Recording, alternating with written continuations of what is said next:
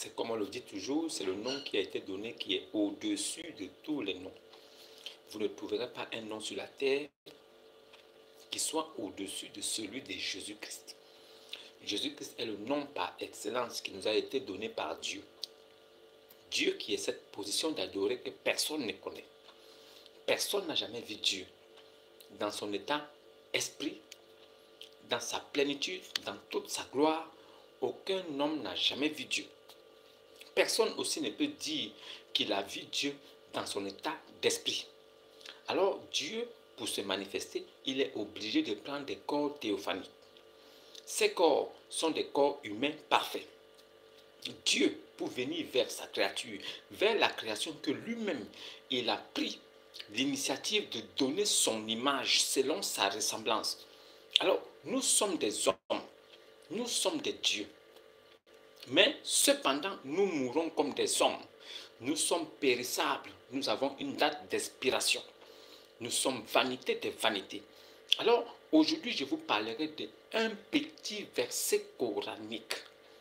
Et si je parle du verset coranique, je vous parlerai aussi des hadiths, de la Sunan.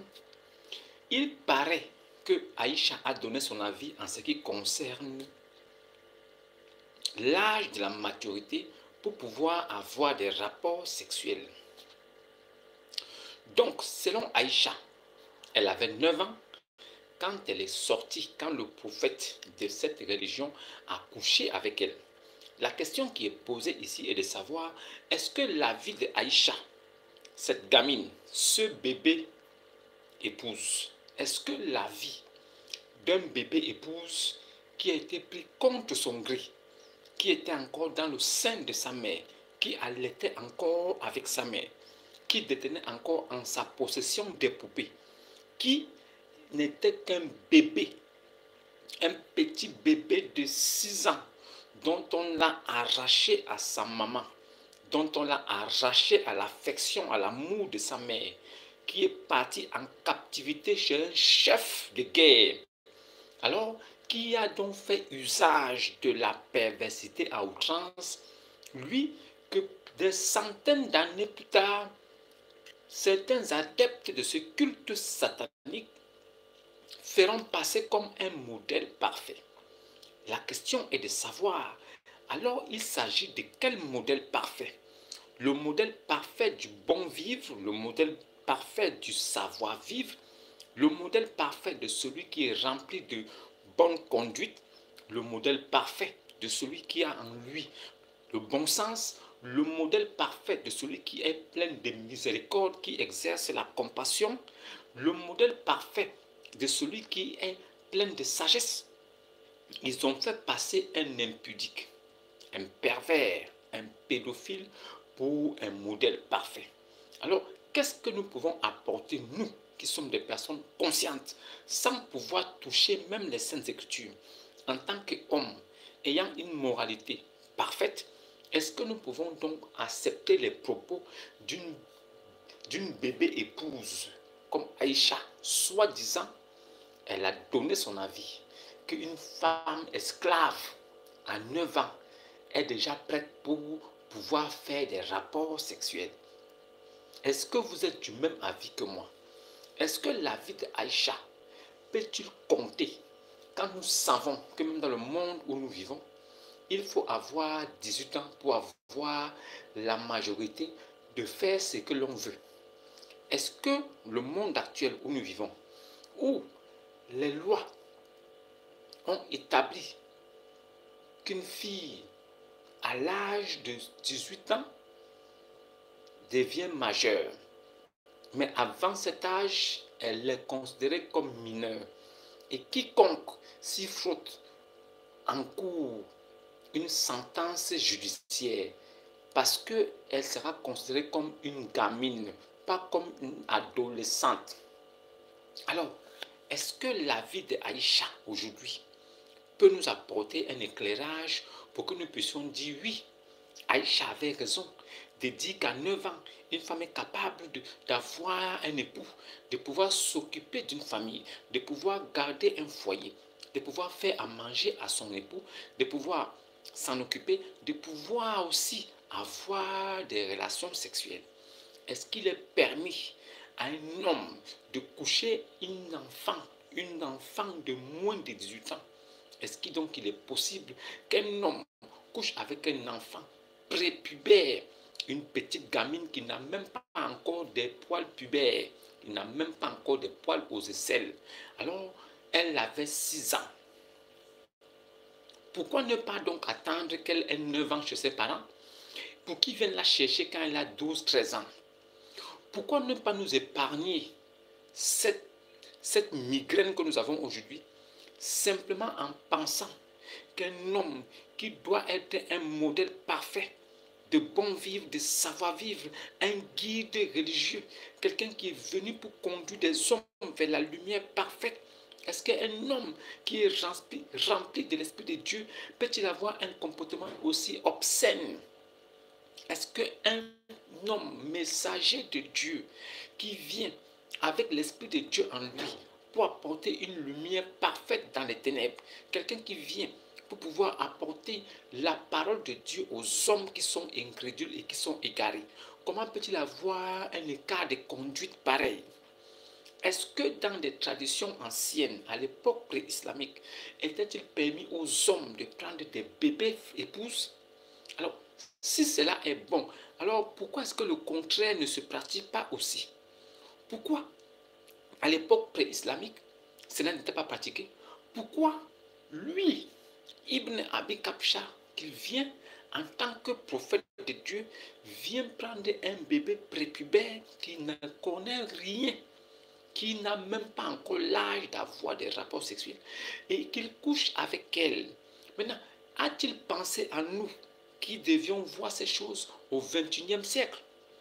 Est-ce que nous pouvons trouver un homme comme ça, cohérent dans ce qu'il a dit, ou bien une personne que nous devons suivre par rapport au comportement que lui-même il a manifesté?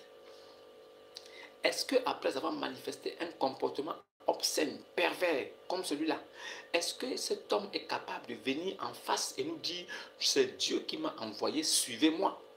Alors, comment devons-nous reconnaître des prophètes de Dieu? Comment nous devons reconnaître des envoyés de Dieu? Alors, si quelqu'un vient à vous et qui vous dit qu'il est messager de Dieu, quelle sera la conduite qu'il aura devant vous? Et comment vous allez discerner que c'est vraiment Dieu qui l'a envoyé? Par rapport aux propos qui sortent de sa bouche? Non, par rapport à la vérité et la franchise qui sortira de sa vie. De sa bouche sortiront la franchise, la vérité, la lumière. Il sera capable, par des propos, par la parole de Christ en lui, d'ouvrir l'esprit de ceux qui sont là. Alors, pourquoi nous acharner sur des choses qui sont spirituelles et qui sont difficiles à comprendre pour des hommes? Restons dans le domaine charnel, physique, de la chair. Restons dans le côté charnel. Alors, celui qui vient de la part de Dieu, il vient annoncer une parole divine qui vient de l'éternité. Cette parole spirituelle qui doit sauver l'âme. Alors, est-ce que parce qu'il est venu annoncer la parole de Dieu pour sauver l'âme, il doit avoir un comportement pervers sur la terre? Ne doit-il pas être un comportement, un exemple de vie? Est-ce que nous ne devons pas nous référer à sa vie pour pouvoir être des modèles comme lui? Alors nous devons être imitateurs de cette personne. Nous devons être imitateurs de celui qui dit qu'il vient de la part de Dieu. Il doit donc avoir un exemple, une façon de vivre que nous devons copier en lui. Nous devons apprendre de lui. Nous devons marcher comme lui-même il a marché. Nous devons faire les choses qu'il a fait. Si vous vous réclamez d'un prophète qui a couché un bébé prépubère, un bébé épouse, et dit que vous êtes dans la vérité, sachez que vous tous qui suivez ce prophète, vous êtes aussi pervers que lui.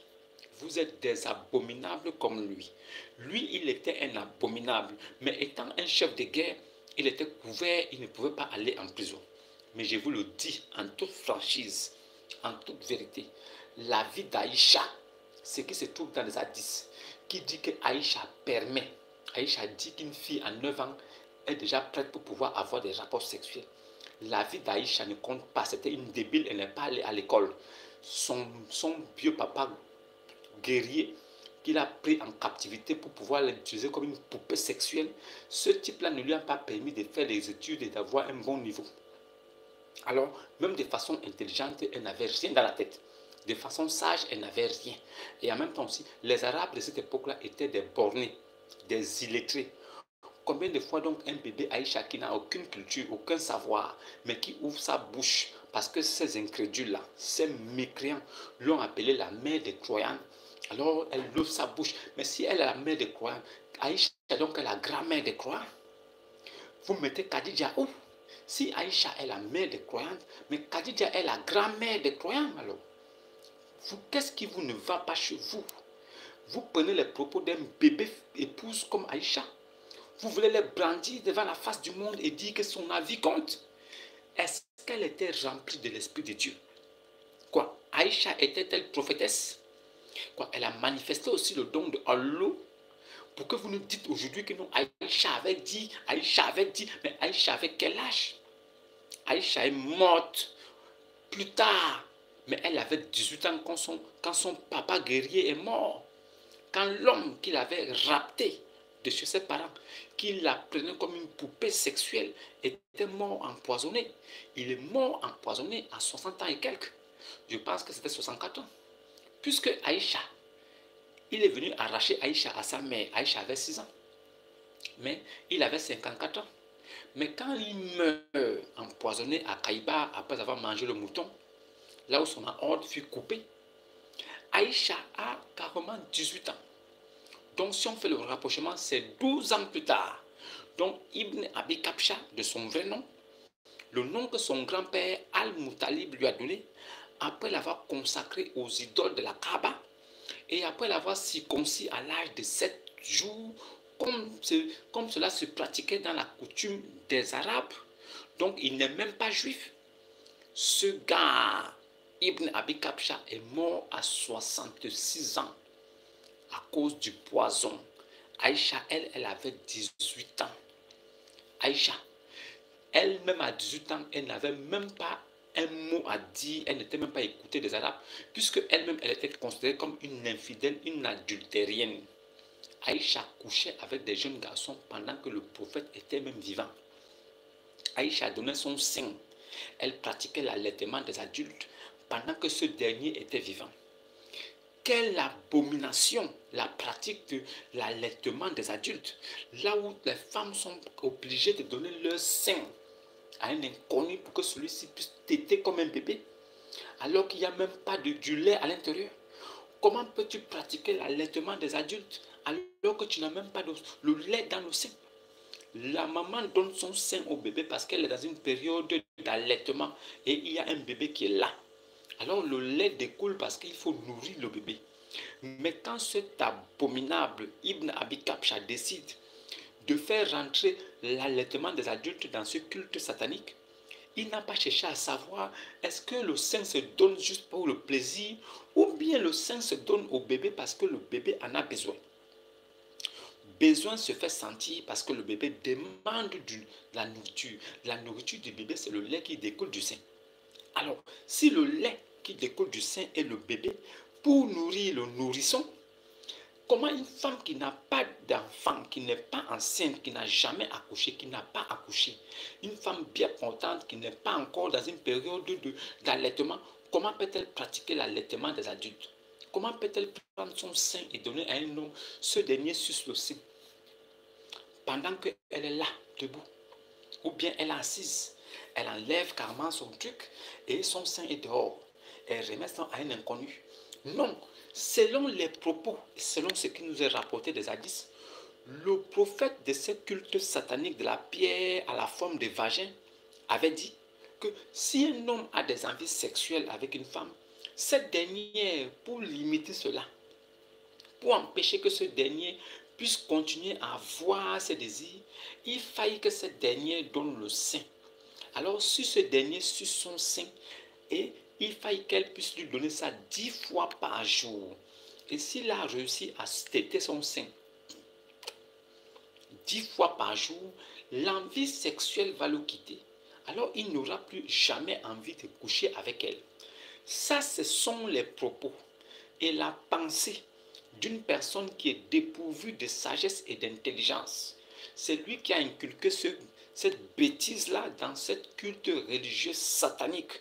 Comment une femme qui n'a pas de sein, qui n'a pas de lait dans le sein, elle n'allait pas de bébé, comment peut-elle donner son sein à un monsieur qu'elle ne connaît pas, un étranger? Est-ce que vous-même qui êtes des pratiquants de ce culte satanique de la pierre vaginale, est-ce que vous pouvez accepter que votre femme que vous avez épousée, donner la dot qui est chez vous, puisse prendre son sein et de donner ça à un inconnu? Est-ce que vous pratiquez réellement ce que votre type-là a pratiqué? Donc, moi qui suis là, je peux venir chez toi, mon frère musulman. Je viens, je vois ta femme, je la désire. Alors, elle peut me donner son sein pour que je puisse téter son sein. Et du fait qu'elle me donne son sein, alors je n'aurai pas des envies sexuelles envers elle. Maintenant, pourquoi je vais téter son sein? Pourquoi je vais sucer ses deux mamelles alors qu'elle n'a pas de lait à l'intérieur? Quelle idée j'aurais derrière la tête en suçant les seins d'une femme qui n'est pas enceinte, qui n'est pas en train d'allaiter et qui n'a pas de bébé entre les mains? L'allaitement se pratique quand le bébé est là, quand il y a du lait dans le sein. Le sein de la femme fabrique du lait pour pouvoir nourrir le bébé. Maintenant, toi, femme Aïcha, qui n'a jamais conçu du vivant de Ibn Abi Kabsha, comment pouvait-elle donner son sein à un homme qu'elle ne connaît pas et ce dernier suce son sein, sachant très bien qu'il n'y a pas de lait à l'intérieur? Alors, quelle est donc la motivation de sucer le mamelle, un sein dont le lait ne découle pas? Quelle est donc l'intention cachée derrière l'allaitement des adultes qui était pratiqué par Aïcha elle-même, sachant très bien qu'elle n'avait pas de lait dans le mamelle? Alors, le monsieur qui tirait son sein là, qu'est-ce qu'il gagnait dedans? Quelle était l'importance de sucer le sein d'Aïcha, sachant très bien qu'il n'y avait pas de lait à l'intérieur pour pouvoir nourrir le bébé? Et l'homme qui se considère comme un bébé, c'est lui qui pratique l'allaitement des adultes. Maintenant, si dans le culte de Satan, de la pierre vaginale, il est permis à une femme qui pratique l'islam de donner son sein à un inconnu, un homme inconnu, parce que ce dernier a des envies sexuelles contre elle, alors pour éviter que cela se produise, pour éviter de coucher avec lui, elle doit lui donner son sein 10 fois par jour. 10 fois par jour. Imaginez-vous, vous donnez le sein à un homme 10 fois par jour. Vous les femmes musulmanes qui allez m'écouter ici, vous êtes comme des moutons, des perroquets. Vous récitez des bêtises qui n'ont aucun sens. Vous vous baladez avec vos longues robes qui n'ont aucun sens. Vos gros boubous, certaines cachent le visage. Ça n'enlève en rien que vous avez des menstrues aussi. Ça n'enlève en rien que tout ce que vous avez en vous se trouve, c'est les femmes qui n'ont pas couvert leur corps. Pourquoi votre Dieu vous demande à vous, les femmes, de couvrir votre corps au lieu de demander aux hommes de pouvoir se retenir, même s'ils voient des parties de vos corps qui les font zigzag dans la tête? Ils doivent être forts et rester des hommes pieux. Pourquoi c'est vous qu'on contraint à se couvrir comme des sacs? Pourquoi on vous couvre comme des sacs pour éviter que l'homme vous voie? Pourquoi les hommes ne peuvent pas faire des efforts, même s'ils voient des parties intimes, mais qui se retiennent parce qu'ils prient le véritable Dieu? S'ils sont vraiment soumis et respectueux de toutes les consignes que votre Dieu a données, est-ce que vous avez besoin de vous couvrir comme des sacs pour qu'ils ne puissent pas avoir des envies sexuelles quand ils vous voient? Donc cela signifie que vous êtes dans une religion, que ceux qui pratiquaient ça au départ étaient des pervers. Alors pour éviter que la perversité arrive à son comble, on vous a imposé de rentrer dans des sacs et vous couvrir, pour que les hommes qui marchent près de vous n'aient pas des envies bizarres pour vous violer. Alors moi je dis, un Dieu qui a toute sa tête ne peut pas dire que vous les femmes, couvrez-vous. Il ne faut pas que les hommes vous voient, parce que si vous voyez, ils auront des envies. Moi par contre, je dirais aux hommes, que vous voyez ou que vous ne voyez pas, si vous êtes vraiment des personnes qui respectez ma loi, qui me craignez, vous devez voir sans avoir vu. Vous devez regarder sans avoir regardé. Vous pouvez voir parce que les yeux vont voir, mais vous devez vous abstenir du fait que vous ne commettez rien. La femme peut s'habiller comme elle veut.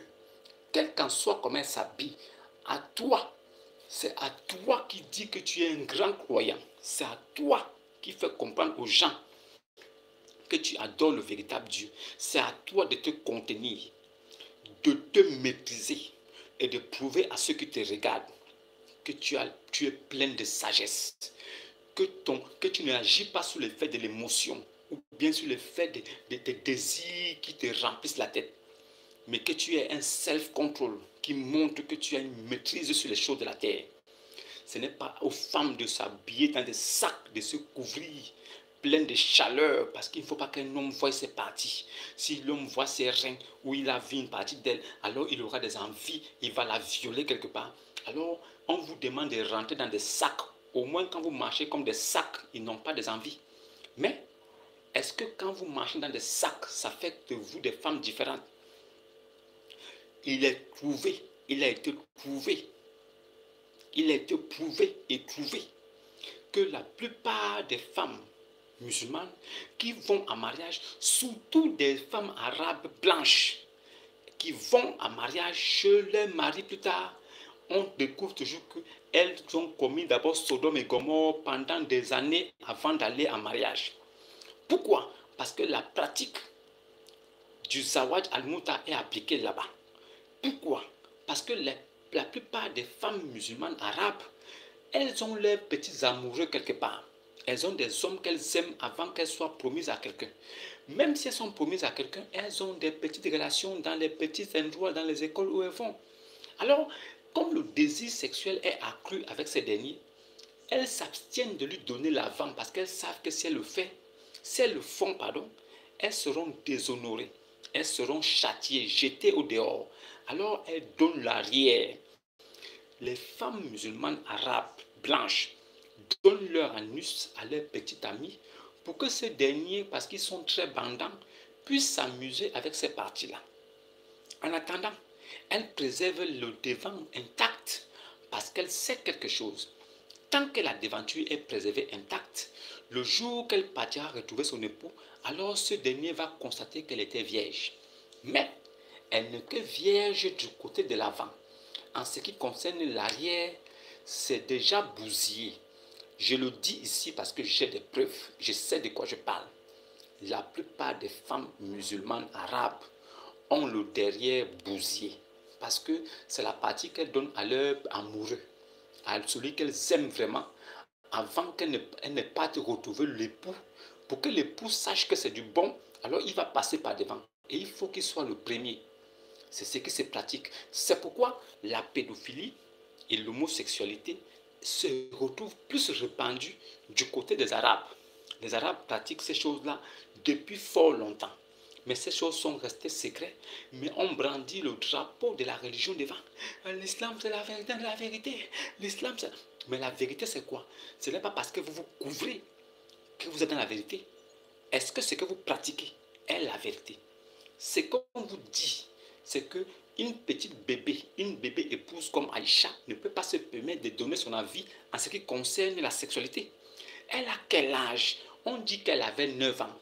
À 9 ans, elle dit non, une femme esclave, à 9 ans, elle est déjà capable d'avoir des rapports sexuels. Aïcha, qui es-tu? Who are you pour dire de telles bêtises? Aïcha, bébé inintelligente, dépourvue de sagesse, clown, bébé éprouvette, poupée sexuelle d'un papa de 54 ans, 55 ans. Tu viens donner ton avis parce que tu as été possédé par des démons et possédé par un homme qui t'a violé.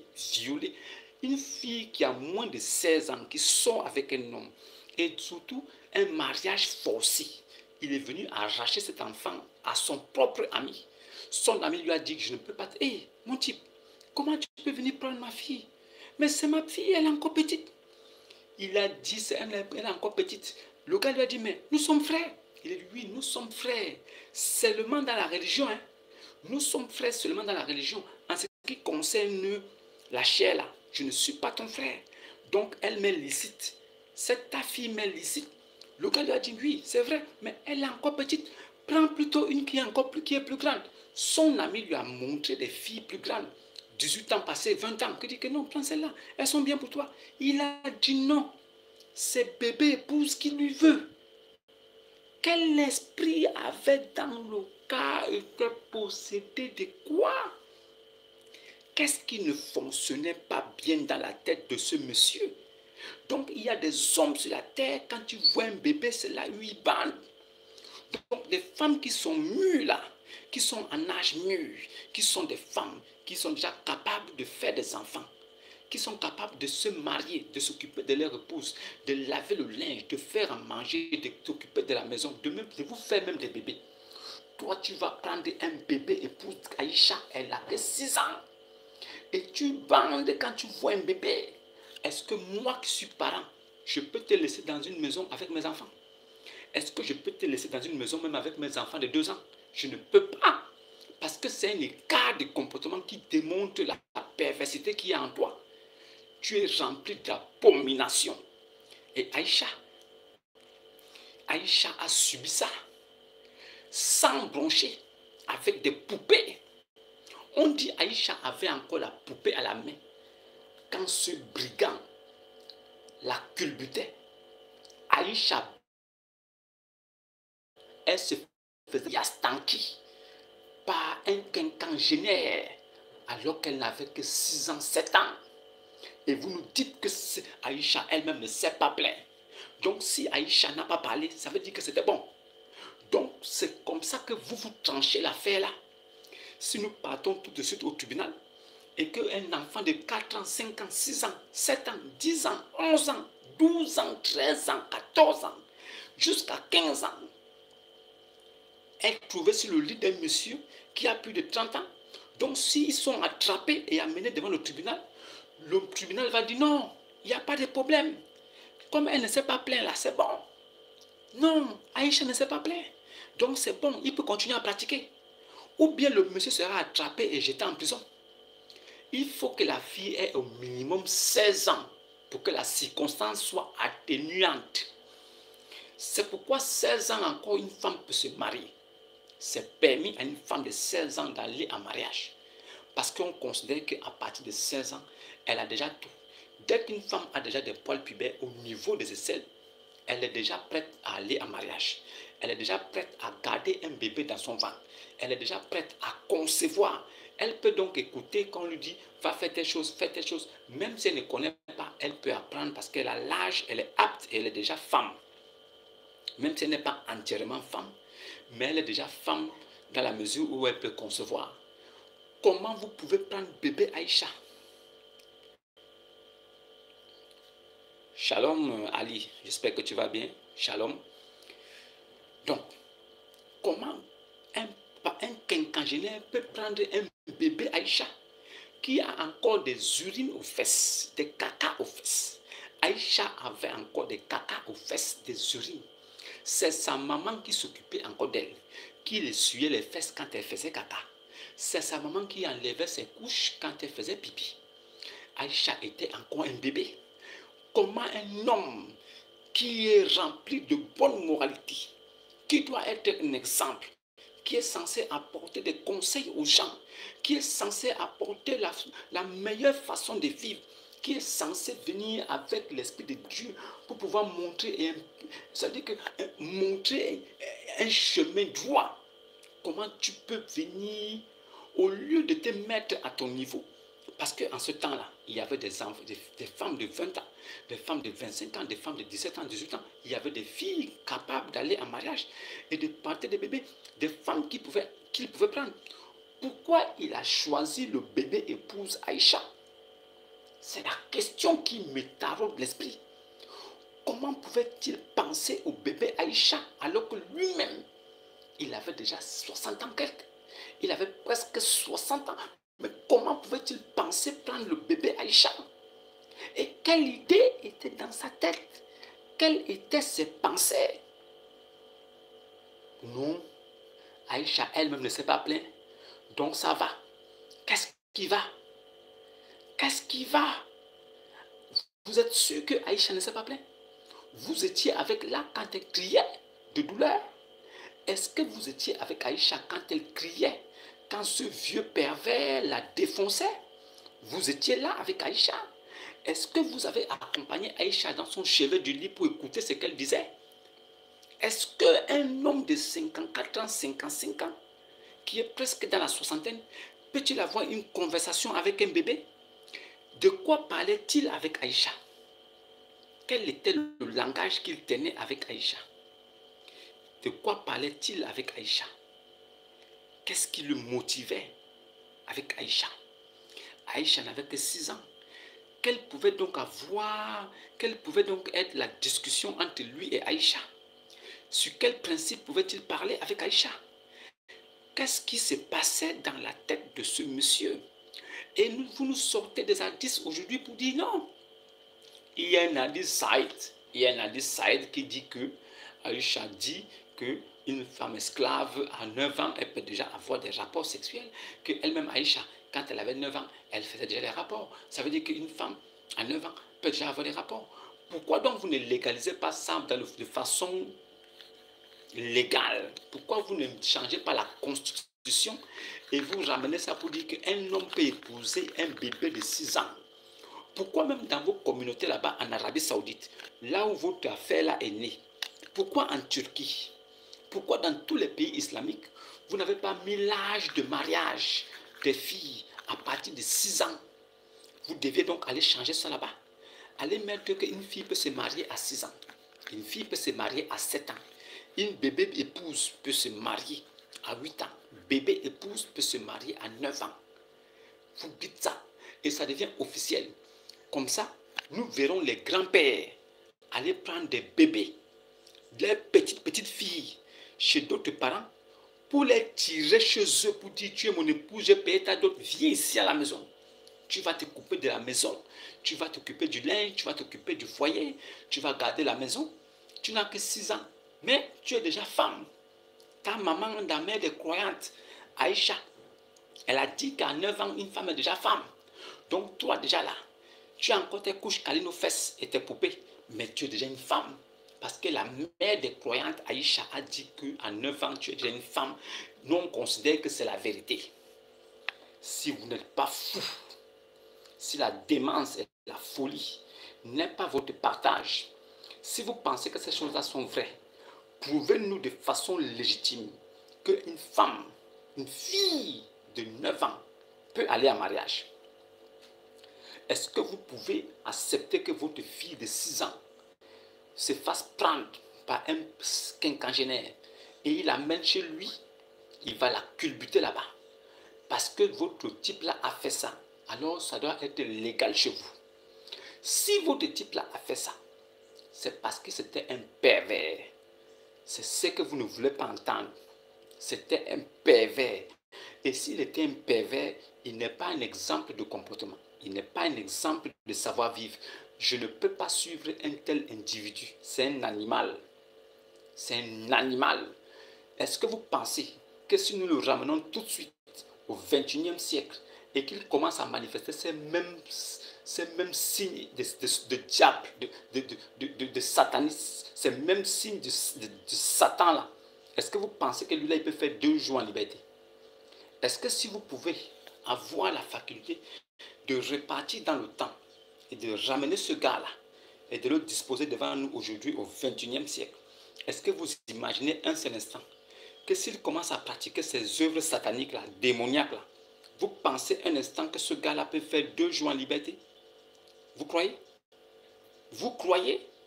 Vous-même qui allez suivre cette vidéo-là, est-ce que vous pensez dans vos petites têtes qu'un homme a le droit de venir chez vous, de prendre un bébé de 6 ans et de dire qu'il va l'épouser? Il paye sa dot et il l'amène chez lui. Est-ce que vous-même, des hommes responsables, est-ce que vous êtes capable de quitter et d'aller chez des foyers, des maisons des autres, aller prendre un petit bébé de 6 ans là-bas, l'épouser et la ramener chez toi à la maison pour dire à tes parents que me voici, j'ai déjà 30 ans, j'ai 40 ans, je suis allé prendre mon épouse, la voici, et tu présentes un bébé épouse de 6 ans à tes parents? Est-ce que tu penses que des parents vont applaudir ce que tu as fait? Est-ce que tu penses que ton entourage va te trouver de quelqu'un de normal? Ne crois-tu pas que tout le quartier va te frapper ce jour? Ne sais-tu pas que tu peux te faire frapper par la justice populaire, peut te tuer? Même la population peut finir avec toi. La population va te frapper à mort. Pourquoi? Parce qu'ils savent que si tu vas en prison, tu vas encore sortir. Et si tu ressors de là, tu vas continuer à pratiquer les mêmes bêtises. Alors la justice populaire va agir de façon à débarrasser le monde d'un abominable comme toi. Je ne crois pas. Et je le dis le doigt levé au ciel, au nom de Jésus-Christ, il n'y a pas un homme sur la terre qui peut accepter qu'on vienne prendre son bébé de 6 ans, 7 ans, 8 ans, 9 ans, jusqu'à 16 ans, l'amener en vrille chez lui pour aller l'accoucher. Mais quand on parle de 6 ans, 7 ans, 8 ans, c'est parce que c'est un âge de prépubère. L'enfant n'a encore rien d'une femme. C'est qu'un bébé, il faut s'en occuper. Mais quand on parle de 13 ans, 14 ans, 15 ans, c'est déjà presque une femme. Mais elle n'a pas encore atteint l'âge requis. À partir de 16 ans, c'est tolérable. On tolère. À partir de 16 ans, c'est tolérable. Mais à 18 ans, elle a la légalisation. Elle a le droit de faire ce qu'elle veut. Et en ce moment-là, il n'y a pas de poursuites judiciaires qui peuvent encourir. Mais si vous vous permettez d'aller chercher un bébé prépubère qui n'a même pas encore de règles, prépubère qui allait encore chez sa maman, prépubère qui ne sait même pas comment se nettoyer, prépubère qui ne sait même pas comment on brosse correctement les dents, prépubère qui ne sait même pas comment on pose une marmite au feu, on fait un repas. Vous qui êtes un homme sensé avec toute votre tête, quand vous allez prendre un bébé comme de 6 ans, 7 ans, 8 ans, vous l'amenez chez vous. Soi-disant Aïcha, la mère des croyantes, a dit une femme à 9 ans peut déjà avoir des rapports sexuels. À 9 ans, elle est déjà capable.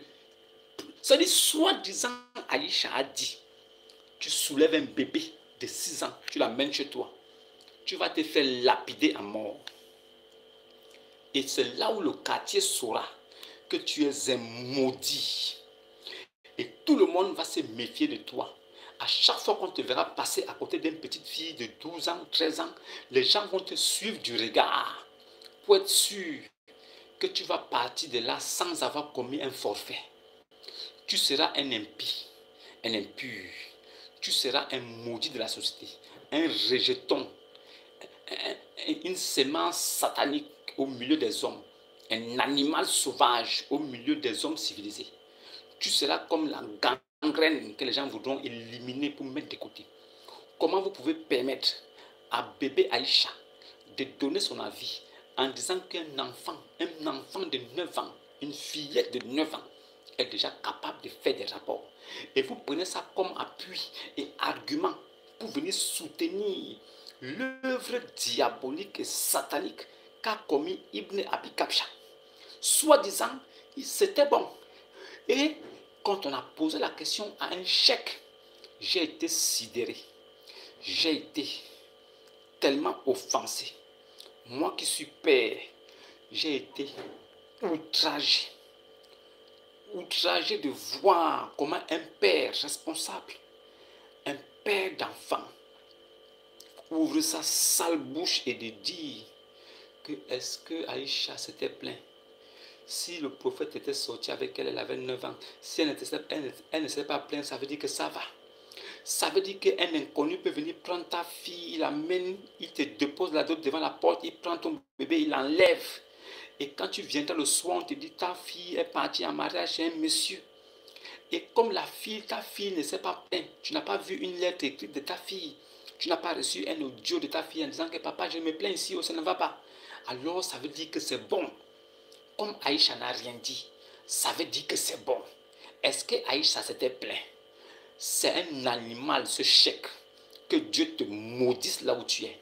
Parce que si tu dépasses même l'entendement et la raison humaine, et tu te positionnes comme un animal au-dessus de l'échelle de la vie, tu es un impie et un abominable.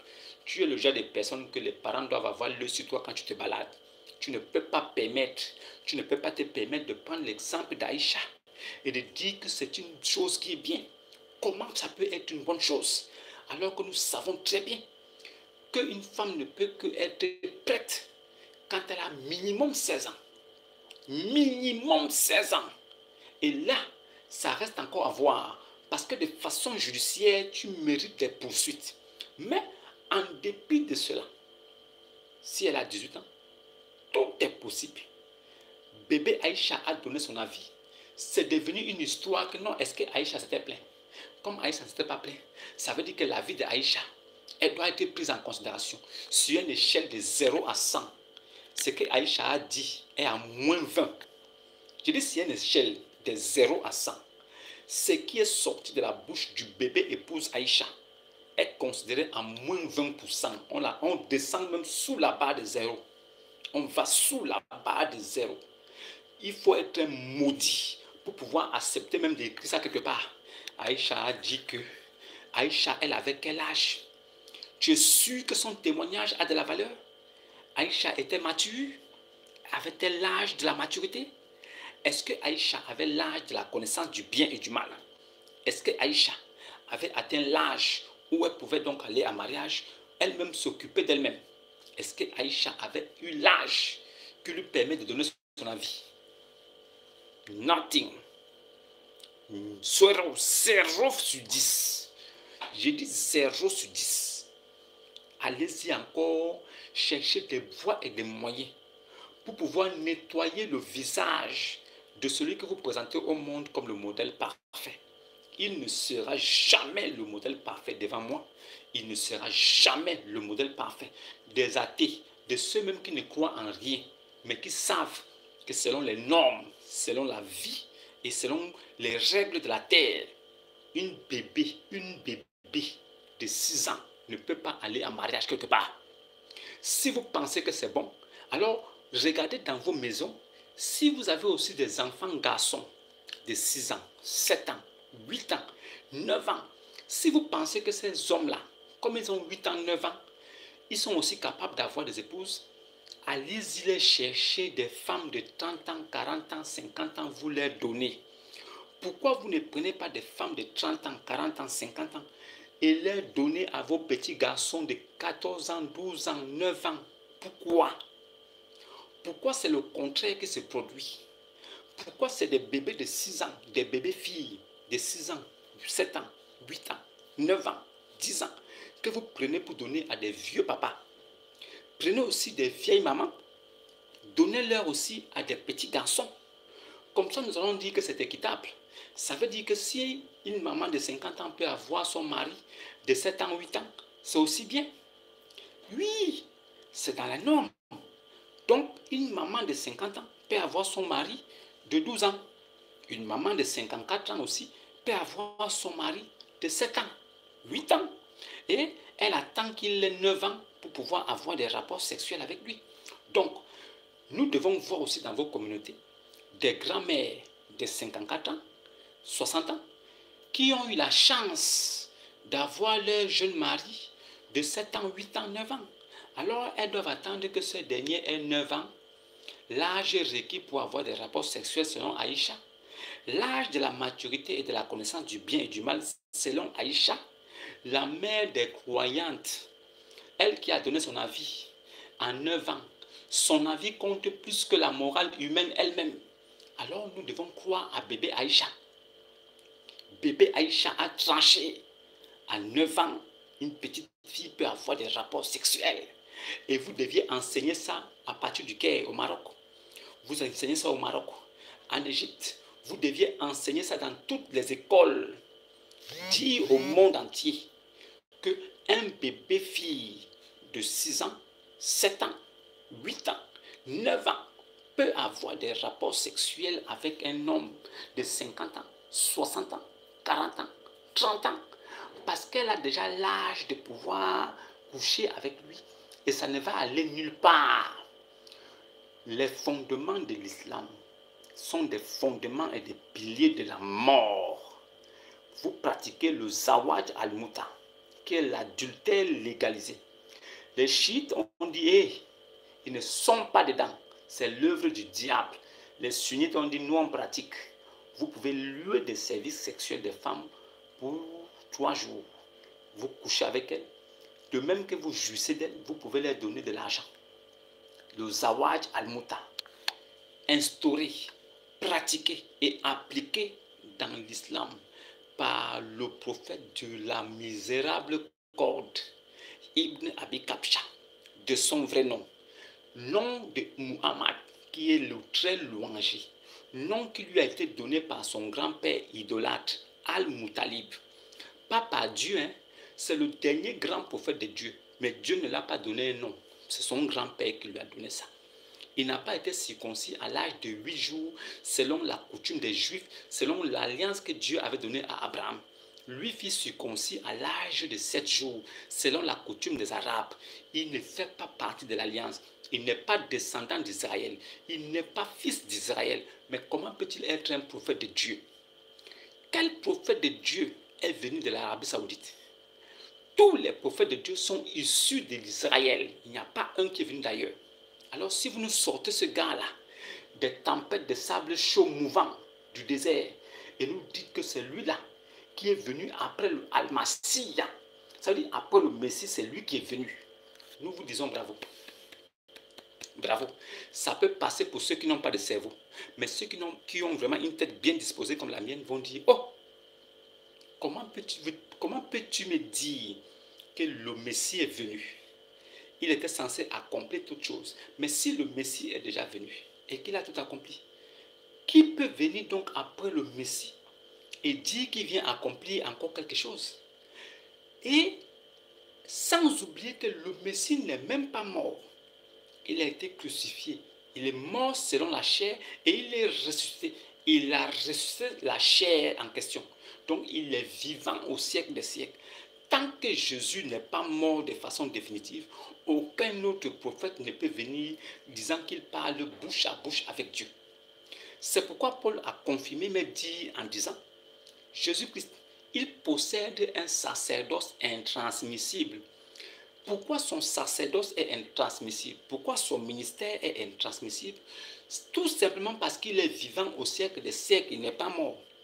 Par contre, tous les autres prophètes sont morts, d'autres prophètes sont venus parce que leur sacerdoce était transmissible. Il fallait que quelqu'un vienne dans la continuité et les prophètes venaient.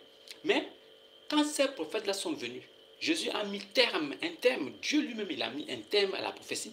Alors il a envoyé son Fils unique. Et c'est à travers son Fils unique qu'il s'est encore manifesté. Ayant fini cela, il n'y a plus un autre prophète qui peut venir après Jésus. Il dit qu'il parle bouche à bouche avec Dieu. Il n'y a pas un autre prophète qui peut venir. S'il vient de la maison d'Israël, alors nous pouvons tourner le regard pour écouter ce qu'il a dit, parce qu'il est descendant des fils de la promesse.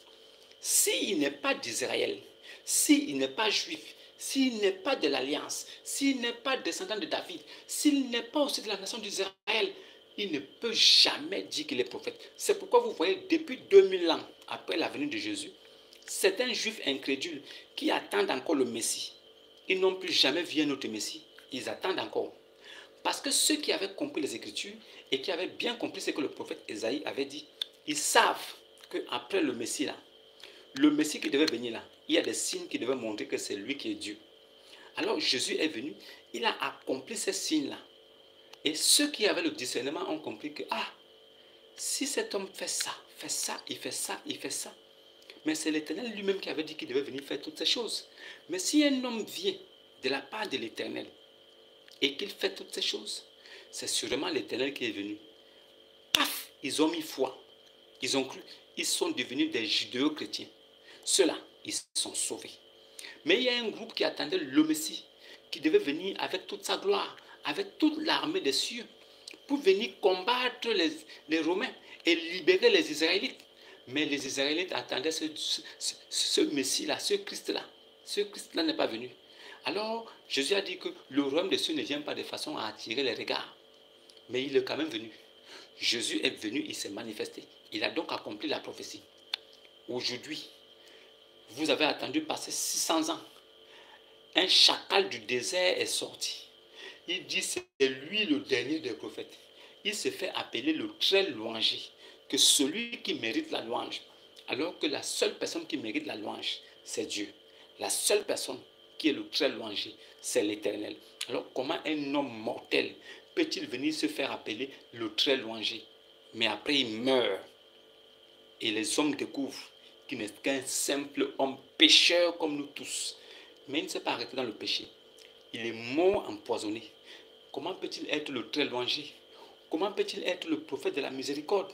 Le prophète de la miséricorde, donc il a la miséricorde de Dieu. Il est le très miséricorde, mais il est mort empoisonné. Fin de débat.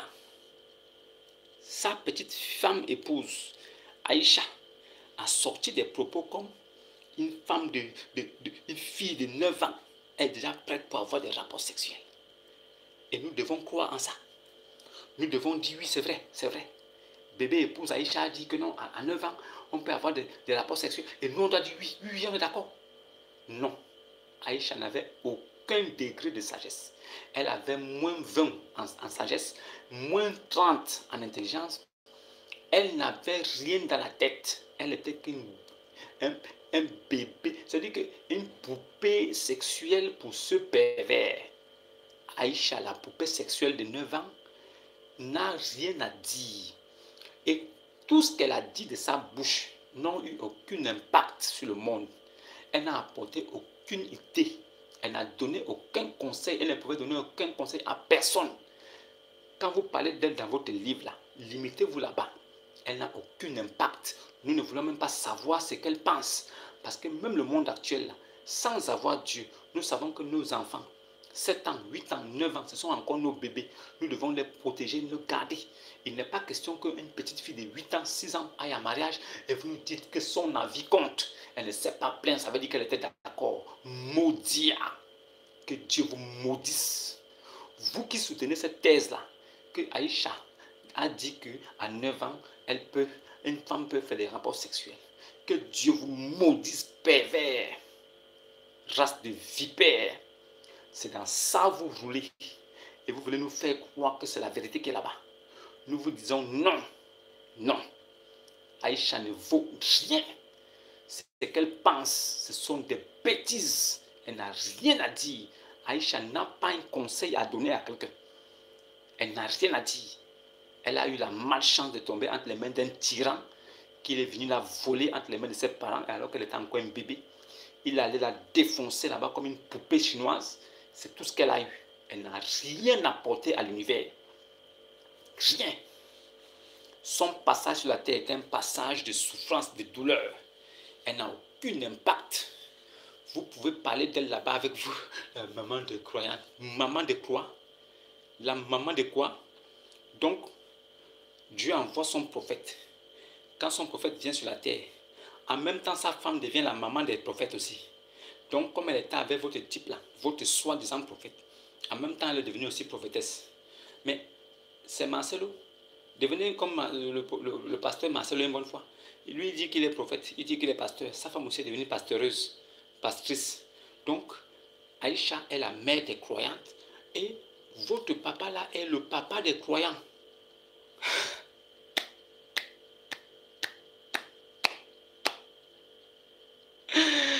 La folie dans cette affaire. Et ils ne sont pas arrêtés là. Je vais vous raconter une petite histoire.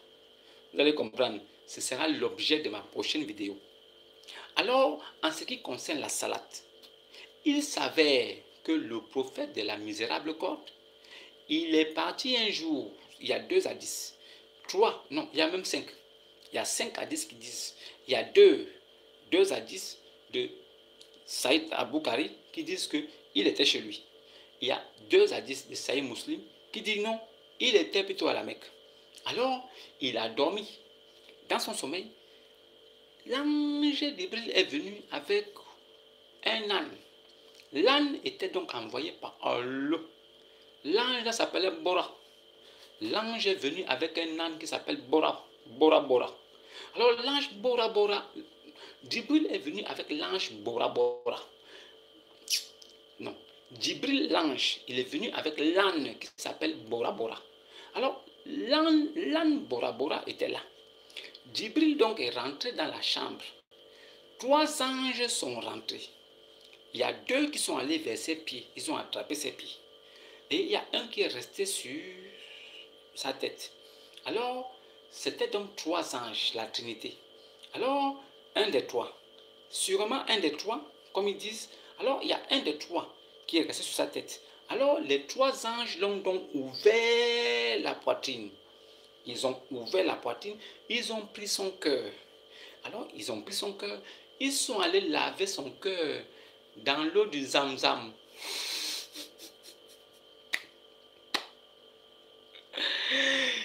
Ils ont pris le cœur d'Ibn Abi Kabsha. ils l'ont retiré de sa poitrine. Ils sont allés laver son cœur dans les eaux du Zamzam. Cette eau qui a été trouvée cancéreuse, une eau qui a des cellules cancéreuses, eux, ils ont voulu faire la publicité de l'eau de Zamzam dans l'Alcoran et dans les hadiths pour faire croire au monde que cette eau-là a une importance. C'est une eau maudite qui donne le cancer. Ne vous approchez pas de l'eau de Zamzam. L'eau de Zamzam donne le cancer. C'est un conseil. Alors, ils ont lavé son cœur dans les eaux du Zamzam et ils l'ont ramené. Ils ont donc ouvert le cœur. Ils ont ouvert son cœur. Ils sont venus avec 2 plateaux. 2 plateaux de sagesse et de foi. Ça veut dire qu'ils sont venus avec 2 plateaux de sagesse et de foi. Ils ont mis ça dans le cœur d'Ibn Abi Kabsha. Ils ont refermé son cœur. Alors, Ibn Abi Kabsha se proclame étant l'homme sur la terre, en cette époque-là, qui avait le cœur rempli de 2 éléments majeurs, de sagesse et de foi. Il n'y a personne sur la terre qui avait un cri de 2 éléments, la foi et de sagesse. Donc la foi et la sagesse, là, c'est dans le cœur qu'on dépose ça. Ce n'est plus dans la tête, c'est dans le cœur. Merci beaucoup. Mais, après cela, l'ange Djibril l'a pris sur l'âne. L'ange Djibril l'a pris sur l'âne, sur Bora Bora. Alors Bora Bora et lui et Djibril, ils sont montés vers le 7e ciel de Allah. Ils sont arrivés dans le 7e ciel de Allah. Alors, au premier ciel, il a trouvé donc, au premier ciel, c'est un bâtiment. C'est-à-dire, c'est une terre avec une maison dessus, une porte et un toit. Et quand ils sont arrivés, ils ont cogné. Il y a un ange il y a un gardien à la porte qui a posé la question. Oui, Djibril, c'est quoi? C'est qui? Il a dit, c'est moi, Djibril. Tu es avec qui? Je suis avec Ibn Abi Kabsha. Est-ce que vous êtes attendu? Oui. L'ange a ouvert la porte. Il est rentré. Alors ils sont montés vers le 2e ciel. Au 2e ciel aussi, Djibril a cogné. Le gardien a demandé, c'est qui est là? Il dit, c'est moi Djibril. Tu es avec qui? Je suis avec Ibn Abi Kabsha. Est-ce qu'il a entendu? Oui. Il est monté. Mais au 2e ciel, il a trouvé Issa, là-bas. Donc Issa, Jésus, considéré comme le plus grand des prophètes, qui est mort, qui a été élevé au ciel par Allah, qui est toujours vivant, lui se trouve au 2e ciel. D'après Ibn Abi Kabsha, Issa est au 2e ciel. Voilà, les urines de l'âne. Lui, les urines de l'âne, il est au 2e ciel. Alors, il a laissé au 2e ciel. Il est monté. Il est allé au 3e ciel. Il a trouvé qui là-bas? Personne. Mais au 4e ciel, il a trouvé Moïse. Moïse est au 4e ciel. Alors, il a traversé le 4e ciel. Il est monté. Au 7e ciel, il est arrivé au 6e ciel. Il a trouvé Abraham. Abraham, donc, est au 6e ciel. Donc, Abraham est le plus gros gradé de tous les prophètes. Et après Abraham, c'est Moussa. Après Moussa, c'est Issa. Issa, lui, il est au 2e ciel. Les urines de l'âne, lui, se trouve au 2e ciel. Alors, il est parti. Il est monté là-bas au 7e ciel pour aller prendre la salat, la prière.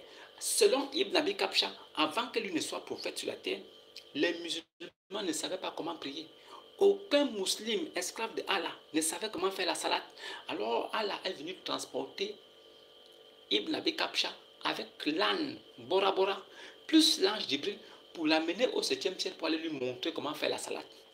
Alors, quand ils sont arrivés au 7e ciel, ils ont cogné. On a demandé, c'est qui? C'est Djibril. Tu es avec qui? Je suis avec Ibn Abi Kabsha. Vous êtes attendu? Oui. Alors, ils sont entrés. Quand il rentre maintenant, il a trouvé son Seigneur. Il a trouvé Allah. Allah était en train de faire sa salade. Alors, la première question que Ibn Abi Kabsha pose à son Seigneur, « Oh, mon Seigneur, tu pries aussi? Ah, mon Seigneur prie aussi. » Voilà le rapport, ce qui est dit de la bouche de Ibn Abi Kabsha. « Mon Seigneur prie aussi? » Allah a dit, « Attends, je finis d'abord ma prière. » Allah a fait sa salade. Quand il a fini de prier, alors il lui a dit, même pas lui dire salam alaikum, il lui a dit, bon, il faut prier 50 fois. Il faut prier 50 fois. Ça veut dire qu'il a trouvé son Dieu. son Seigneur était en train de se préparer à faire sa prière aussi. Donc, Allah lui-même au ciel là-bas, il fait sa salade.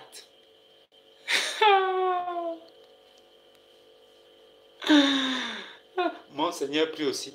Donc, tu peux voir ton Dieu, ton Seigneur, pour qu'il te montre comment faire la salade. Mais quand tu arrives dans son septième ciel, tu le trouves en train de faire la salade. Et toi, tu connais déjà de quoi il s'agit. Tu lui dis, ah, mon Seigneur prie aussi. Et il te dit, attends, je finis d'abord de prier. Il finit de faire sa salade. Maintenant, il vient parler avec toi. Donc, Allah lui-même là-bas dans son septième ciel là qui est de façon physique, avec une porte et un toit.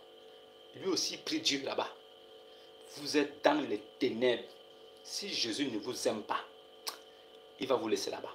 Mais si vous aimez, il va vous aider à sortir de là. Cette prison à ciel ouvert où vous êtes là, cette culte satanique, cette religion qui tue l'âme, je prie mon Seigneur Jésus qu'il vous touche, que tous ceux qui sont ses enfants, qu'il les touche là-bas et que vous sortez de là. Et je sais qu'il vous touchera. Ceux qui sont déjà prédestinés à être sauvés seront sauvés. Le reste là, ça n'engage que lui. Il n'y a que lui qui décide. Mais je vous dis, en vérité, l'islam, c'est la mort de l'âme. Il n'y a rien de bon là-bas. Ne regardez pas les acrobaties qu'ils font là. Ils lavent les pieds, ils lavent les ceci, ils font la... ils appellent ça quoi là? Ablution, ils lavent ici, ils portent des boubous, ils font ceci, ils attrapent le chapelet, ils crient dans les rues le nom de Allah, ils rappellent aux gens qu'il faut prier. Ne suivez pas toutes ces conneries-là. Ils récitent des vaines paroles, ils font des incantations, ils récitent des mêmes mots, ils pensent qu'ils seront exaucés comme ça. Si vous ne sortez pas de là, c'est la mort de l'âme assurée. C'est moi qui vous dis. Mais, comme on dit toujours, le plus important c'est de passer le message. Et alors, vous pouvez être réceptif ou pas. Mais le plus important pour moi, c'est de vous passer le message. Voilà. Ce que vous en ferez, ça ne me regarde pas. Mais je vous passe le message. Vous aussi, passez le message à vos voisins. Pour que ceux qui cherchent la vérité là, que les yeux s'ouvrent, que leur cerveau s'ouvre, que leur esprit s'ouvre dans le nom puissant de Jésus. Et qu'ils sortent de là. Aïcha dit qu'à 9 ans, une femme peut avoir des rapports sexuels. Et vous pensez que la vie d'Aïcha, cette cervelée, esclave poupée sexuelle de Ibn Abi Kapcha, peut avoir un avis, peut avoir un conseil qui peut nous aider, nous, aujourd'hui. Nous sommes au 21e siècle, avec des lois qui régissent la société. Vous pensez qu'Aïcha peut venir dire que non, à 9 ans, une femme est capable. Et nous, on va changer les lois, dire maintenant qu'une femme à 7 ans, 6 ans n'est pas là en mariage. La démence et la folie est votre partage. Restez dans l'abomination là. Je ne vous plains pas. C'est votre héritage. C'est votre vie. Tant pis pour vous si vous restez des incrédules. Quiconque voit clair, c'est à son avantage. Quiconque reste aveugle, c'est à son détriment. Je ne suis nullement chargé de votre sauvegarde. Et en même temps aussi, n'oubliez pas, posez-vous des questions sur des choses qui vous ne sont pas révélées. Posez-vous des questions sur des choses qui vous ne sont pas... C'est-à-dire que quand on vous a caché, posez-vous des questions sur des choses que vous ne comprenez pas. N'écoutez pas la sourate 5, verset 101. Posez-vous des questions sur des choses que vous ne connaissez pas. Cherchez à connaître la vérité. Cherchez à connaître la vie de votre prophète. Cherchez à connaître sa vie. Cherchez à savoir comment il a marché, ce qu'il a fait. On vous a caché ça dans les hadiths. Allez chercher. Il n'y a pas de malédiction qui court. Tu touches le Coran, les mains sales, ça ne va rien faire. Tu touches le Coran, les mains propres, ça ne va rien faire. La preuve, c'est qu'un mouton a mangé la sourate 33, il n'est pas mort. Vous aussi, vous pouvez prendre le Coran, là, une page, vous déchirez, vous torchez avec ça. Ça ne va rien vous faire. Il n'y a rien de mystérieux, il n'y a rien de divin, il n'y a rien de magique dans ce Al-Coran. Il n'y a rien de bon dedans. Cherchez à connaître la vérité. Un Dieu qu'on doit prier en une seule langue. Refusez ça. Priez votre Dieu en votre langue maternelle.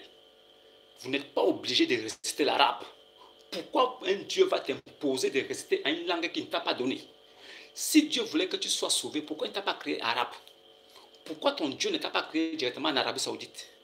Pourquoi il t'a créé au Cameroun, au Nigeria, au Sénégal, en Côte d'Ivoire, au Gabon? Pourquoi? Pourquoi il t'a créé avec la langue française? Tu dois l'adorer avec ta langue française. On ne doit pas t'imposer une langue. Ton Dieu est omniscient, omnipotent, omniprésent. Il peut écouter, entendre toutes les langues. Il n'y a pas d'imposition d'une langue. C'est l'esclavage. C'est de la domination. Vous m'imposez une langue. Pourquoi? Pourquoi vous devez m'imposer une langue pour prier? Pourquoi? Je suis un esclave. Je prie mon Dieu en la langue que je veux. Et c'est en ce moment-là que je sens que je suis libre. Si vous priez à la langue que vous voulez, en ce moment-là, vous êtes des hommes libres. Si vous adorez votre Dieu en une langue imposée, vous êtes tous des esclaves. Vous êtes des esclaves. Vous devez adorer votre Dieu en la langue que vous voulez. Vous devez adorer votre Dieu en la langue maternelle que Dieu lui-même vous a donnée. Vous n'êtes pas obligé de rester des charabia que vous ne comprenez rien. Vous devez rester Subhanallah, Subhanallah, Subhanallah. 33 fois, Alhamdulillah, Alhamdulillah. 33 fois, Allah Akbar, Allah Akbar, Allah Akbar. 33 fois. Ça veut dire quoi? Pourquoi? Pourquoi? Donc si je dis une fois, Allah Akbar, il n'a pas compris. Donc il faut que je dise ça 33 fois. Subhanallah 33 fois. Allah Akbar 33 fois. Alhamdulillah 33 fois. C'est là où il va comprendre. Donc j'adore un Dieu qui est sourd. Il faut taper sur son cerveau plusieurs fois pour qu'il comprenne. Non. Je vous dis non. Je ne suis pas là. Il n'est pas Dieu. Il n'a jamais été Dieu. Il ne sera jamais Dieu. Voilà. Son prophète qu'il a envoyé n'était pas juif. Donc il est disqualifié. Tout de suite. Je n'ai même pas besoin d'aller regarder qu'il a fait ça. Je ne veux même pas savoir ce qu'il a fait. S'il n'est pas juif, il est disqualifié tout de suite. Le salut vient des juifs. C'est tout ce que je peux vous dire. Si le salut vient d'une autre nation, donnez-moi cette nation-là ici. Le salut vient des juifs, c'est tout. Nulle part ailleurs. Le salut vient des juifs, nulle part ailleurs.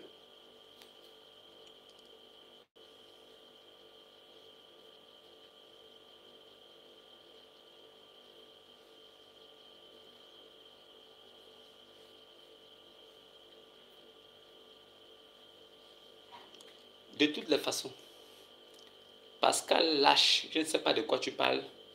L'incrédulité bien de celui, vient ou bien? L'incrédulité bien de celui qui a marié des vierges au nouvel Adam, Christ ou Ali, et qui n'était même pas au courant. De toutes les façons, celui qui croit en Jésus, il a compris ce que je dis. Celui qui a cru en Jésus là, c'est celui qui a pris son baptême. Ne me racontez pas votre mère d'ici que non, nous on croit en Jésus, vous ne croyez pas en Jésus. Si vous croyez en Jésus, allez tous prendre votre baptême. Vous avez dit que Jésus a pris le baptême, non? Que Jésus a pris le baptême parce qu'il était pécheur, non? Vous aussi, allez prendre votre baptême parce que vous êtes des pécheurs. Si vous reconnaissez que Jésus a pris le baptême parce qu'il était pécheur, on vous dit ok. Mais vous aussi, allez-y prendre votre baptême aussi comme Jésus. Est-ce que vous avez pris votre baptême, vous qui dites que vous suivez Jésus là? Non. Vous êtes des incrédules et des hypocrites. Donc, laissez Jésus en paix. Allez-y continuer à adorer votre Issa. Pour vous, les Moussa et Lama là, c'est Issa. Pour nous, les disciples de Jésus là, les chrétiens là, c'est Jésus-Christ, c'est Yeshua, c'est Yassou. Mais pour vous, les Moussa et Lama, les incrédules, les mécréants, les gens dont la sourate 3, verset 55 a déjà condamné là, vous là, allez-y adorer Issa. Nous les disciples, nous on adore Yassou, Jésus. On n'adore pas le même Dieu. Oubliez ça. Allez-y aussi écouter les conseils de votre maman Aïcha, la mère des croyantes, qui vous encourage dans la pédophilie et la perversité. Allez-y suivre Aïcha. Aïcha dit qu'un enfant de 5 ans, une fille de 5 ans, est déjà prête même pour les rapports sexuels. Donc vous pouvez commencer même chez les petites filles de 4 ans, 5 ans. Pourquoi vous attendez 9 ans? Dès que votre petite fille a 4 ans, 5 ans là, donnez-lui un mariage à un papa de 50 ans. Votre maman Aïcha a bien réfléchi. La mère des croyantes Aïcha vous a bien orienté. Bonne chance. Continuez dans ça. Oh Karim, Karim, celui qui est maudit là, c'est celui qui attrape bébé de 6 ans. Imougou. Est-ce que tu as compris? Toi tu es noir, Karim. Tu es noir, esclave. Tu es né, sorti de l'épaule gauche d'Adam. Tu es né pour aller en enfer. Tu es un esclave. Karim, Sumaoro Karim, toi tu es un esclave des musulmans blancs. Tu es un esclave des arabes musulmans blancs. Si tu pars en Libye, tu es un Ils vont t'attraper, te jeter, te vendre comme un esclave. En leur temps là, au temps de ton prophète là, si toi tu étais là-bas, tu devais être comme Bilal, un esclave. On devait te vendre en Libye. Toi, tu es né pour aller en enfer, Karim. Tu ne connais même pas ce qu'on appelle maudit. Un maudit là, c'est un homme qui couche un bébé de 6 ans. C'est lui un maudit. Un maudit, c'est quelqu'un qui couche un cadavre. Comment a fait ton type là? Il a couché le cadavre de sa défunte femme, Ali. Va regarder ça. Tu viens parler de malédiction. Tu connais ce qu'on appelle la malédiction? Ton type là était un abominable, un maudit de l'enfer. C'est pourquoi en ce moment où je parle avec toi là, il est en enfer. Il est en enfer.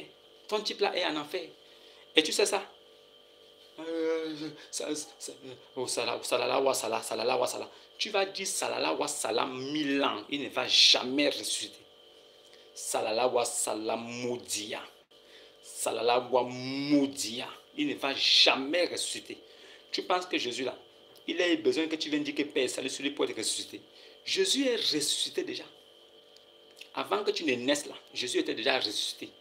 Il n'a pas besoin de salala wa salah. Il n'a pas besoin de ton Père salut. Il est déjà ressuscité. Mais ton type là, qui est encore dans le tombeau là, lui il a besoin de ton Père salut. Continue à réciter Père et salut sur lui. Paix et salut sur lui. 100 ans, paix et salut sur lui. Il ne va jamais ressusciter. Tu perds ton temps. Paix et salut sur un maudit. Il ne va jamais ressusciter. Oui, tu es né sans péché. Voilà. Ça n'engage que toi. Si tu penses que tu es né sans péché, mon frère, tu te séduis toi-même. Qui est là pour te demander si tu es né avec un péché ou pas? Ne meurs jamais. Hein? Tu comprends, Pascal? Pascal, tu es né sans péché. Ne meurs jamais.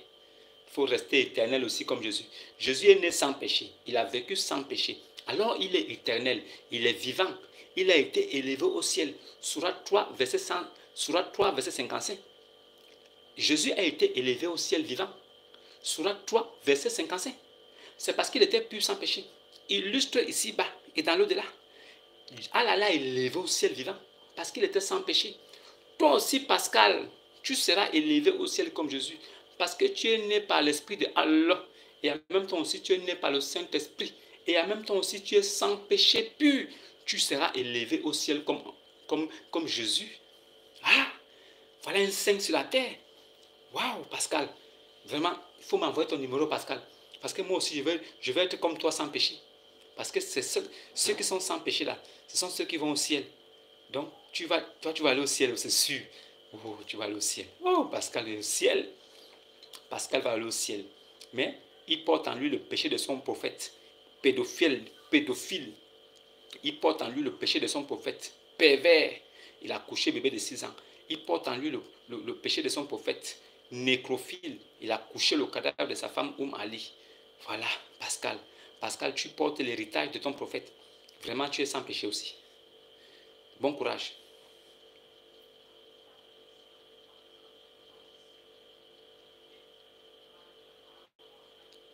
Le pape, c'est votre cousin.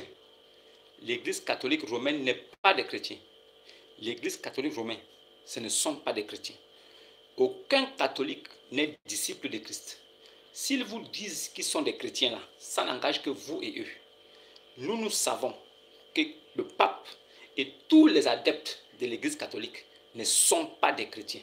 Alors, il peut autoriser ce qu'il veut. Il a même autorisé la bénédiction des couples homosexuels. Il a autorisé aussi même le baptême des animaux. Il a autorisé la sainte scène des animaux. Il peut faire ce qu'il veut. C'est son église des hommes. C'est l'église des Romains. Il peut faire comme il veut, comme bon les semble.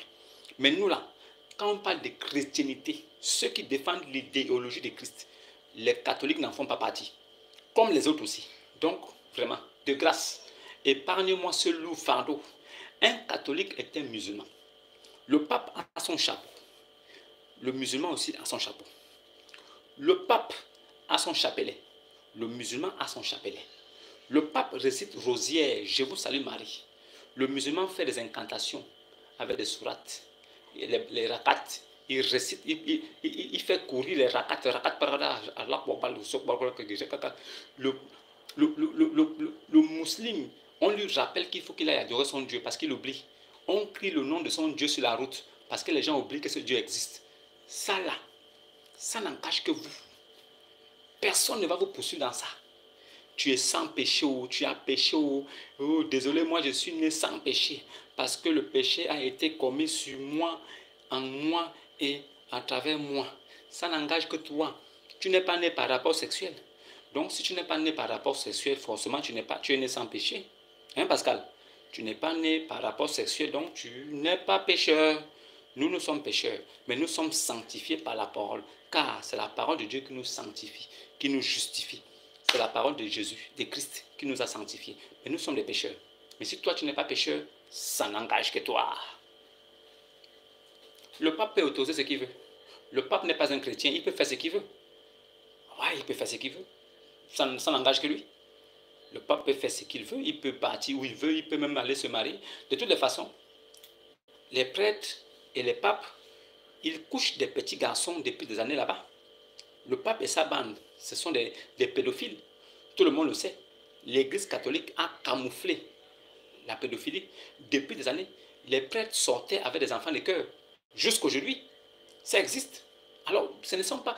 Tous ces signes-là démontrent qu'ils ne sont pas des disciples de Jésus. Ils ne sont pas des disciples de Jésus. C'est vous qui les appelez chrétiens. Mais nous, là, nous savons qu'ils sont vos frères. Ce sont vos frères musulmans. Parce que musulman signifie catholique arabe. Un musulman, c'est un catholique arabe. Donc, un catholique arabe et un catholique romain sont des frères et sœurs. Voilà. C'est juste que vous ne connaissez pas dans quoi vous êtes. Pascal l'heureux. Tu peux être ce que tu veux. Tu peux t'appeler Pascal l'heureux, Pascal le bonheur. Tu peux aussi t'appeler Pascal le miséricordieux. Oui, il y a un homme avant toi qui s'est appelé le miséricordieux. Mais il est quand même mort. Il s'est appelé, il s'est fait appeler le miséricordieux. Mais la mort l'a quand même faco. Donc toi, tu peux aussi prendre les noms que tu veux. Tu peux t'appeler Pascal le divin, Pascal le Dieu tout-puissant, Pascal le créateur du ciel et de la terre, Pascal le super Saïd, Pascal le Dieu tout-puissant, le véritable Dieu, Pascal le conseiller admirable, Dieu tout-puissant, Pascal le super. Tous les noms que tu peux porter en tant qu'humain, fait de chair et de sang. Le jour où tu mourras, tu ne sauras même pas que tu es mort. Tes noms fallacieux, tes noms flatteurs qui te séduisent toi-même là, vont t'entraîner tranquillement vers l'abîme profond, là où tu vas servir de bois de chauffe. C'est là où tu vas comprendre que ce que je fais là, ce n'est pas pour plaire aux gens. Ce que je fais là, c'est pour apporter une lumière. Ceux qui sont censés la retenir et voir pourquoi cette lumière brille chez eux, alors ceux-là peuvent être sauvés. Pour ceux qui sont incrédules, qui ne vont jamais croire, qui se comportent comme toi, qui disent des choses en pensant que ces choses ont de l'importance, ça n'engage que moi. Ce que je dis là, c'est la parole de Dieu. Et c'est tout ce qui m'intéresse. Le reste là, je n'en ai rien à cirer. Ce n'est que la parole de Dieu qui m'intéresse. Je suis là pour essayer de sauver et de sauvegarder des âmes perdues. Je suis là pour ramener ceux qui sont égarés à Christ. Je ramène tout le monde à Jésus-Christ. Parce qu'il n'y a jamais eu un prophète après le Messie. Celui qui pense dans sa tête qu'il y a eu un prophète après le Messie, il est un ténébreux, il est déjà maudit. Il n'y a jamais eu un prophète après le Messie. Ça n'existe nulle part. Sauf dans vos religions où vous avez créé ça des mains d'hommes. Mais la religion de Dieu là, c'est le christianisme. Le christianisme qui est l'idéologie de Christ. Allez par tout le monde. Faites de toutes les nations des disciples. Celui qui croira, baptisez-le au nom de Jésus-Christ. Pour qu'il soit sauvé, pour le salut de son âme. Fin de citation. Et enseignez-leur ce que je vous ai prescrit. C'est tout. Donc si quelqu'un vient après pour dire que moi aussi je suis prophète, mon frère, on va te sculpter et te scanner. Mais nous avons scanné celui qui est venu après, il a dit qu'il est prophète là. D'après ce que nous avons trouvé, il n'a aucun signe d'un véritable prophète. Donc il n'en est pas un.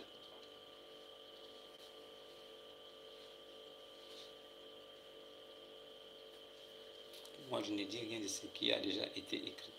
Mon frère, même si un ange descend du ciel tout de suite et qu'il m'apporte un autre évangile que ce que j'ai appris des saints apôtres, il est trouvé anathème à mes yeux.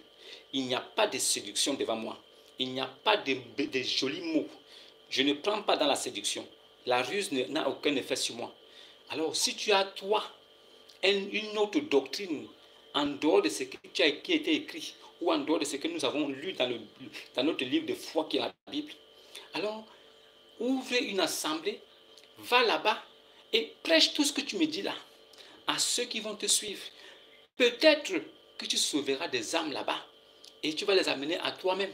Parce que si tu es devenu comme le Jésus baoulé, voilà, c'est bien. Si tu es là pour sauver des âmes, sauve-les et amène-les chez toi là-bas. C'est tout.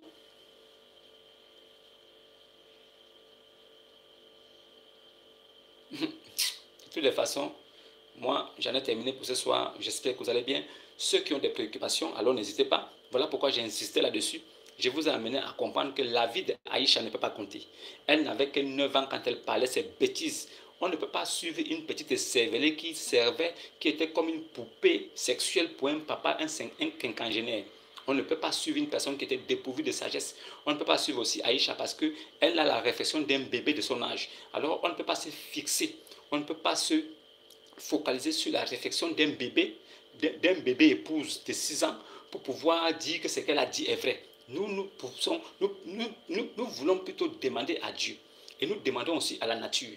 Et nous demandons aussi aux ceux qui sont déjà là, des personnes qui ont une certaine sagesse, est-ce que c'est normal qu'un bébé de moins de 9 ans, de 6 ans, de 7 ans, puisse avoir des rapports sexuels? Nous avons eu la réponse. Et nous savons que c'est condamnable. C'est de la folie manifeste. Alors, c'est faux. Aïcha n'a rien à dire.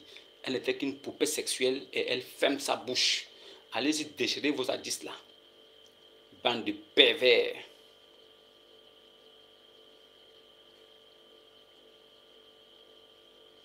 C'est ton affaire. Va sauver des âmes et ramène-les à toi. Tu es le nouveau Christ qui est venu sur la terre. Alors, bonne chance. Pascal le Christ. Que Dieu te bénisse dans ta nouvelle route et dans ta nouvelle mission.